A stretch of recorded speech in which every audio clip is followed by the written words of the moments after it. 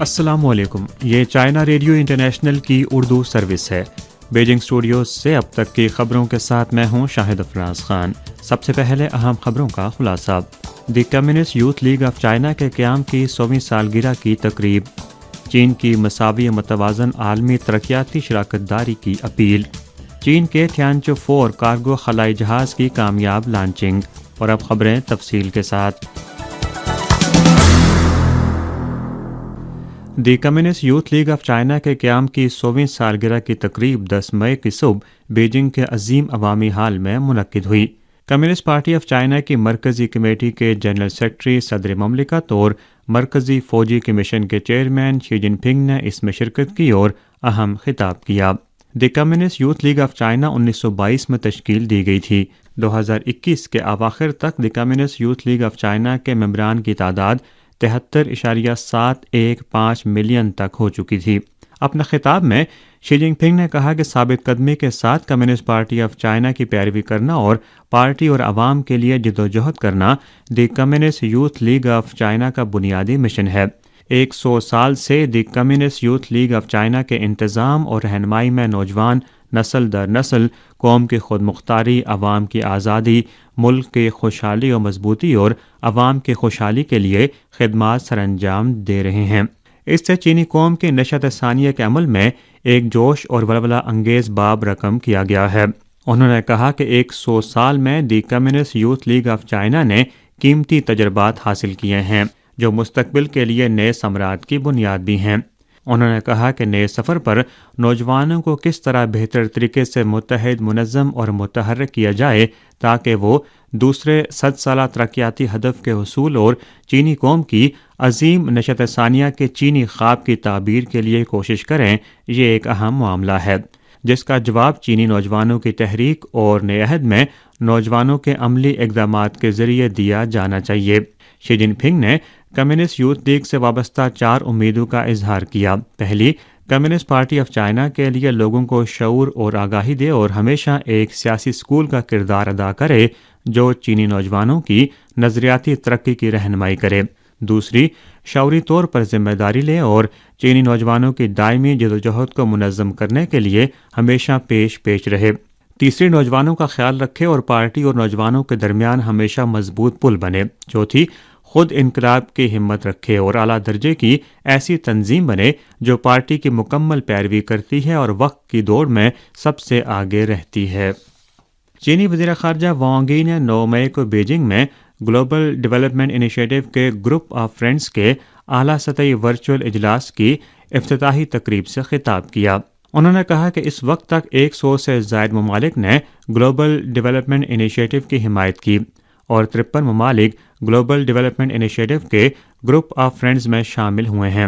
انہوں نے اس انیشیٹو کو کامیاب بنانے کی خاطر 2030 کے ایجنڈے کے لیے عالمی تعاون کو فروغ دینے، عالمی ترقی کے لیے سازگار ماحول تیار کرنے، منصفانہ اور متوازن عالمی ترقیاتی شراکت داری کی تشکیل اور اقوام متحدہ کے کلیدی اور رہنما کردار کو بروئے کار لانے سمیت 4 نکاتی تجاویز بھی پیش کیں۔ انہوں نے کہا کہ مستقبل میں چین اس انیشیٹو کے نفاذ کے لیے چند اقدامات اختیار کرے گا جن میں نئی ابھرنے والی منڈی اور ترقی پذیر ممالک کے ساتھ صلاح و مشورے کو مضبوط بنانا، ترقیاتی وسائل میں اضافہ کرنا، تمام فریقوں کو شامل کرنے والے مشترکہ منصوبوں کے اجتماع کی تشکیل اور عالمی ترقیاتی رپورٹ شائع کرنا شامل ہیں۔ اقوام متحدہ کے سیکرٹری جنرل اینٹونیو گوتریس نے بھی ورچوئل اجلاس کی تقریب سے خطاب کیا۔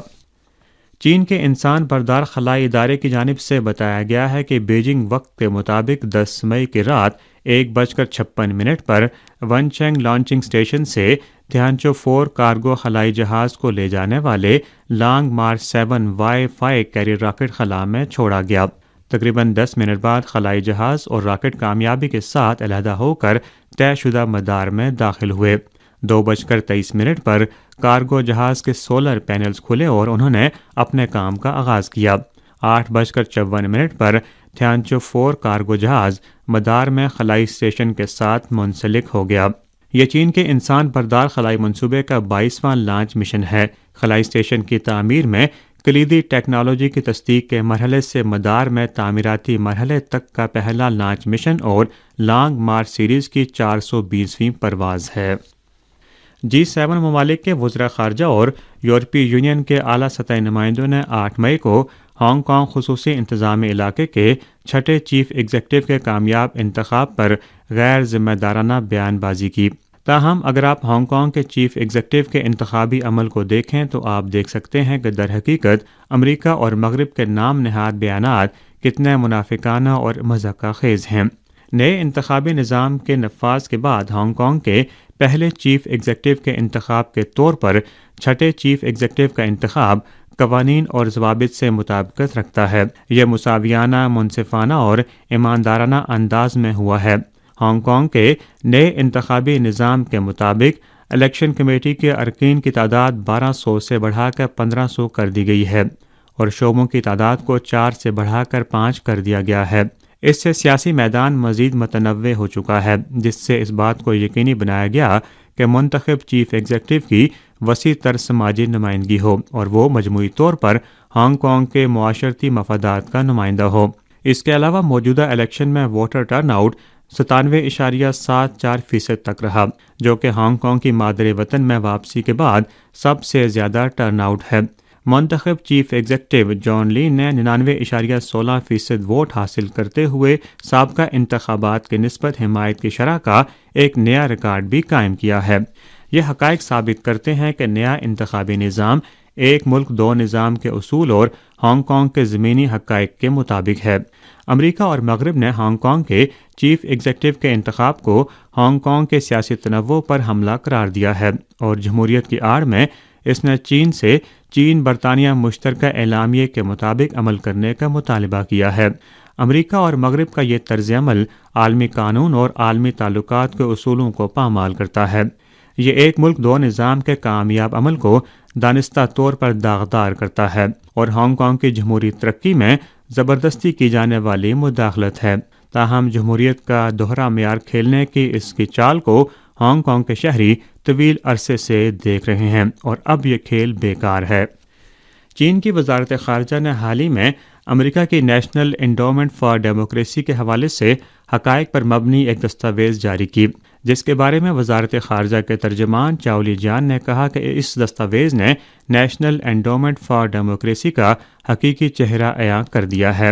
چاؤلی جان نے نشاندہی کی کہ نیشنل انڈومنٹ فار ڈیموکریسی امریکی حکومت کے پاپیادہ سپاہی اور سفید دستانے کے طور پر جمہوریت کی آڑ میں دوسرے ممالک کی قانونی حکومتوں کو برطرف کر کے امریکہ نواز کٹپتلیاں تیار کر رہی ہے۔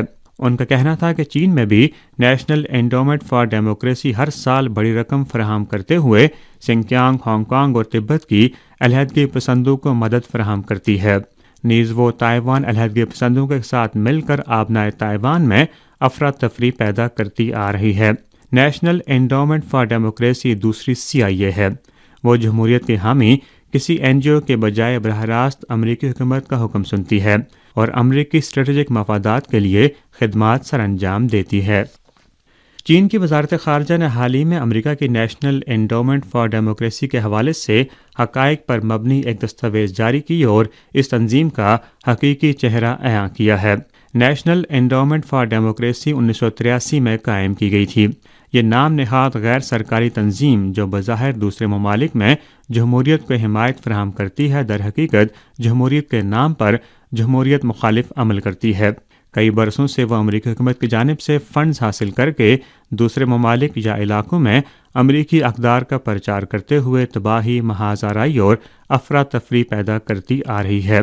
رنگین انقلاب سے لے کر دوسرے ممالک کے سیاسی عمل میں دخل اندازی تک علیحدگی پسندوں کو فنڈ فراہم کر کے دوسرے ممالک کے استحکام کو نقصان پہنچانے سے لے کر جعلی اطلاعات کے ذریعے حکومت مخالف رائے بنانے تک دنیا میں ہر جگہ نیشنل انڈومنٹ فار ڈیموکریسی کے مذموم اعمال کے نشان موجود ہیں۔ حقائق سے ثابت ہوتا ہے کہ نیشنل انڈومنٹ فار ڈیموکریسی امریکہ کے ذاتی مفادات کے لیے کام کرنے والا ایک آلہ ہے۔ وہ جمہوریت کے لیے مفید نسخہ فراہم کرنے کے بجائے دوسرے ممالک کی حکومت کو برطرف کرنے اور ملکوں کو توڑنے کا زہر دیتی ہے۔ جبکہ دوسری جانب وہ اپنے ذاتی مفادات حاصل کرتے ہوئے امریکی بالادستی کو برقرار رکھنے کی کوشش کرتی ہے۔ اسی کے ساتھ خبریں ختم ہوئیں۔